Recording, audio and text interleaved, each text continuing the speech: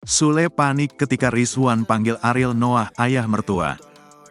Sule panik ketika anaknya Rizwan tiba-tiba panggil Ariel Noah ayah mertua.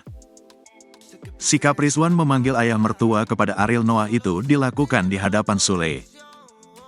Alhasil mimik Sule berubah seketika melihat aksi Rizwan terhadap Ariel Noah. Sedangkan Ariel Noah kaget saat mengetahui anak Sule yakni Rizwan Fadilah naksir putrinya.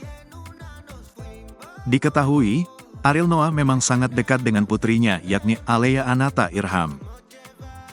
Wajar saja bila Ariel Noah cukup posesif jika ada yang mendekati putrinya. Kecantikan Alea memang menjadi sorotan terlebih kini sudah beranjak dewasa. Tak heran, bila banyak yang naksir dengan putrinya itu. Salah satunya yakni anak ketiga Sule, Rizwan Fadilah. Momen tersebut terekam jelas di sebuah acara YouTube milik Sule. Secara terang-terangan, Rizwan memanggil Ariel Noah dengan menyebut ayah mertua. Reaksi Ariel pun langsung berbeda melihat aksi dari pria yang disapa Enjan itu.